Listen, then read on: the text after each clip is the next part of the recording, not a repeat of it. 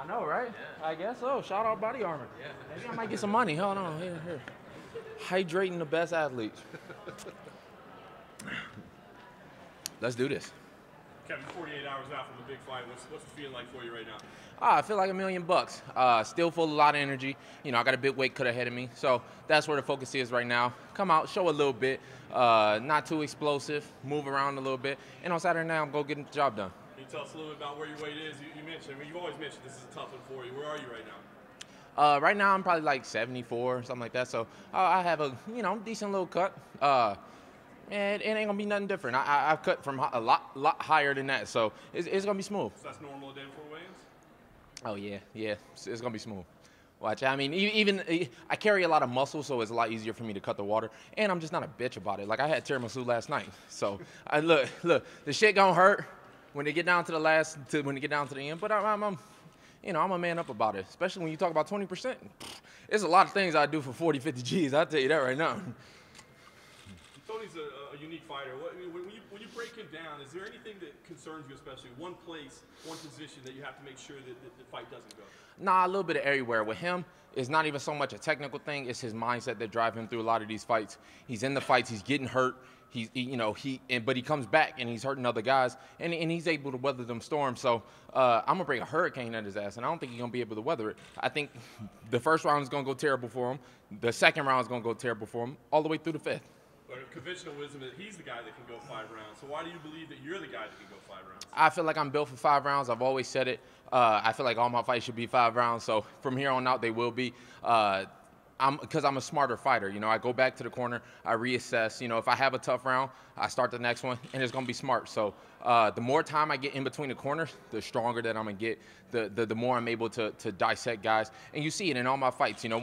Once that first round gets up out the way, then I start really feeling them. I start getting my timing down, and it's all over from there. So once it goes into the 4th and 5th, it's just gonna be even more icing on the cake. And lastly for me, I know it's kind of a cliche, but in your mind, is this really the lightweight championship? Because with Conor's plans uncertain, is this the real lightweight championship? Oh yeah, it is.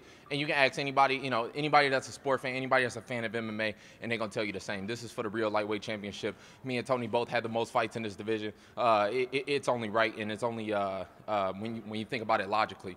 I'm just bringing facts to people. People think I'm talking shit and I'm doing this. I'm bringing facts and I'm backing them up with numbers. So if you can't, then if you got a problem with that, then go look at the numbers. Go look at the numbers and see who's really been on top of this division. Kevin, yesterday they started the campaign Strong Vegas, and the UFC will be the first event, the first sport event after all the things that happen. What do you see as a UFC star to the fans that are waiting there?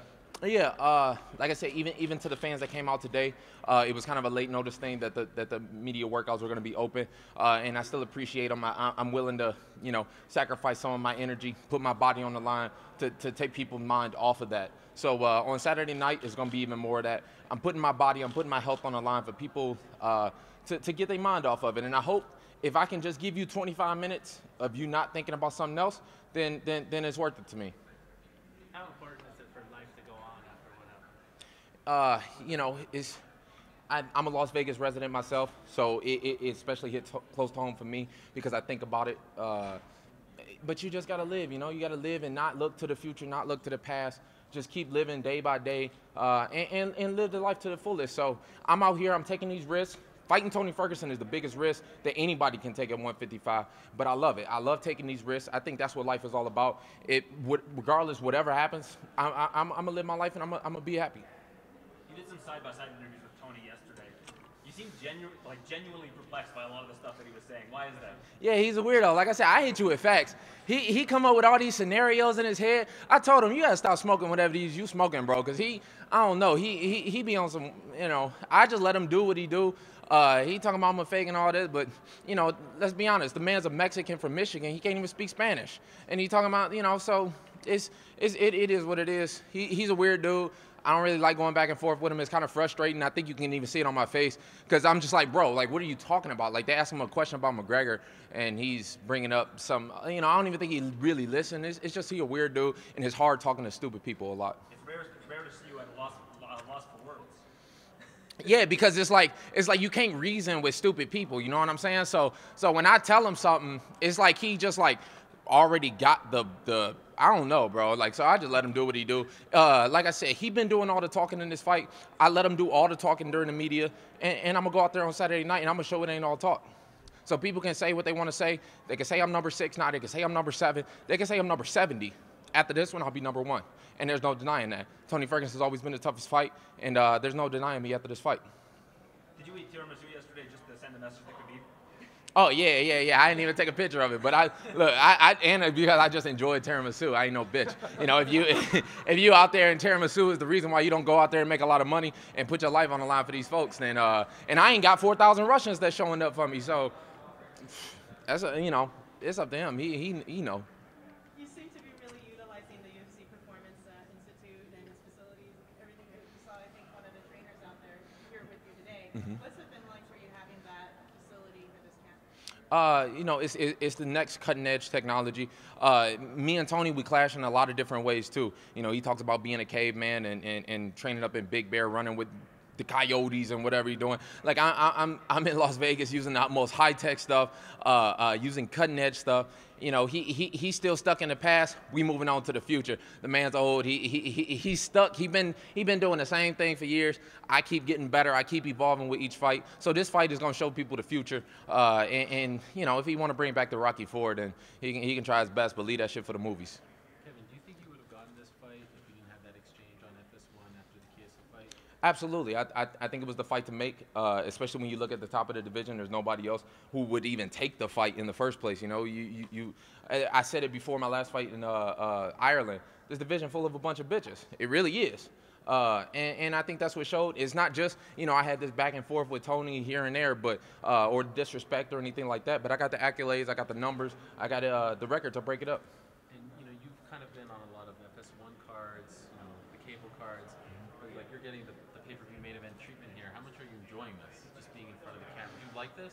Yeah, it's cool. It's fun. It's the same to me. Like I said, I don't care. The fight is all the same. Whether I'm fighting in front of one person or I'm fighting in front of 100 million people, the fight is the same. I'm kind of curious to see the pay-per-view numbers on this. I think your boy gonna bring some numbers. I did great versus Chiesa, and that was on a Sunday night after Bellator's big pay-per-view, and we drew as much as Bellator. So I think the UFC kind of see that. They kind of know that. That's why they putting me in this spot. That's why I'm at the top of the charts, because this one I think is gonna be pretty good, and it's gonna set a good base for me to keep beating each time I go out. What was your reaction when they put the interim title fight above the flyweight? It was the right move. I'm like, yeah, finally, I got some smart folks over there. It's the right move. I think they look at the numbers, and Demetrius is happy. Let's just say that Demetrius getting pay-per-view points on this too. He a happy man. And look, I'm carrying the load. I'm doing all the heavy lifting, and I've been saying it from the beginning. Are you getting those points? Yeah.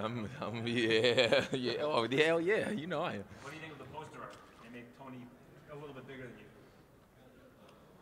I mean, I don't know. I mean, I really don't. Yeah. I guess look, they got to cover up his face one way or another. You know, the man ain't that. You know, look. You got the look front and center, baby. When you going down I-15, I live here. I go down there every day. My face is front and center. His is like ducked off to the side. So I think that kind of even shows. You know, the man. You know, look. I mean, your boy don't. You know, which camera? This one? All right, I'm good. Yeah. Any more questions? Okay. Oh, I'm gonna take some pictures with these folks. Thanks, Jeff. Thank you. Oh, man. Thank you.